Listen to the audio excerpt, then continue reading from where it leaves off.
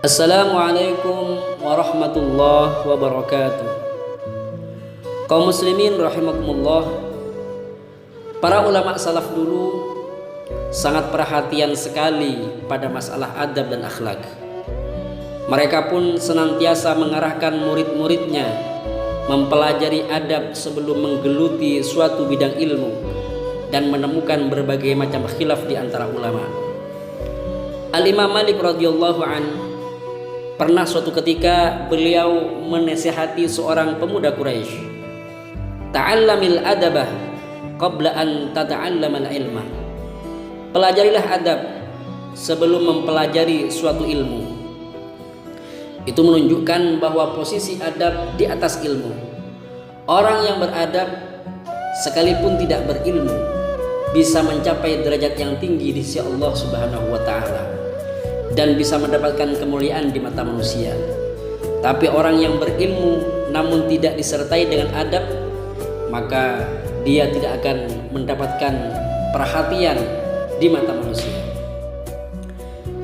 Ibnu Mubarak pernah berkata, "Ta'allamnal adaba 30 aman wa ta'allamnal ilma 20." Kami mempelajari masalah adab itu selama 30 tahun, sedangkan kami mempelajari ilmu selama 20 tahun. Imam Abu Hanifah, beliau dulu lebih senang mempelajari kisah-kisah para alim ulama dibanding menguasai bab fikih. Kenapa? Karena dari situ beliau banyak mempelajari adab, banyak menemukan uswah, banyak menemukan tuntunan, panutan dari mereka. Itulah yang kurang dari kita saat ini. Di kitab Al-Fawaidul Mukhtarah, di situ diceritakan bagaimana para ulama-ulama kita dulu ketika mereka mau belajar, ketika mereka mau menghadap guru-gurunya. Salah satunya adalah Al-Imam An-Nawawi.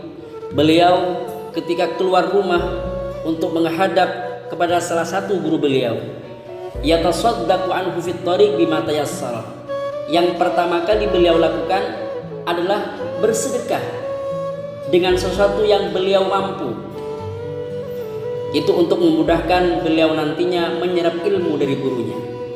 Kemudian setelah bersedekah, beliau berdoa kepada Allah, "Allahumma astur anni aiba muallimi." Ya Allah, tutupilah aib kekurangan guruku terhadapku.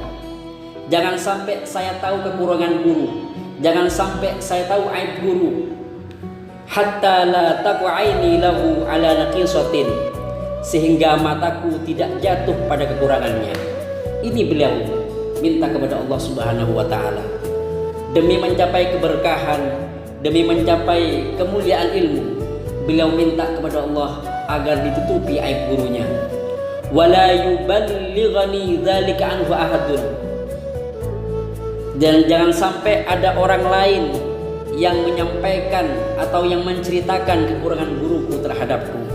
Semua itu beliau lakukan agar beliau tetap i'tiqad, tetap yakin kepada gurunya. Ini salah satu adab Imam An-Nawawi yang perlu kita teladani. Ada juga Al-Imam Asy-Syafi'i berkata, beliau ketika menghadap gurunya yaitu Imam Malik, "Kuntu atasaffahul waraqah baina yaday Malikin rahimahullah safhan raqiqan haibatan lahu." Saya, kata beliau Al-Imam Syafi'i, membuka lembaran di hadapan guruku Al-Imam Malik dengan lembut, dengan pelan sekali.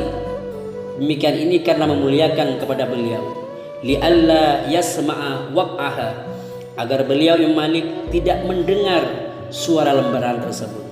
Ini adab para ulama-ulama dulu yang begitu luhur, yang begitu mulia di hadapan gurunya, sehingga beliau mendapatkan ilmu yang manfaat, yang barokah, dan mendapatkan derajat yang tinggi di sisi Allah Subhanahu wa taala berkat adabnya kepada gurunya.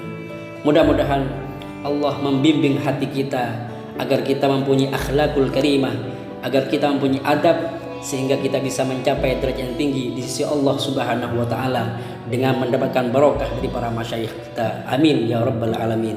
Assalamualaikum warahmatullahi wabarakatuh.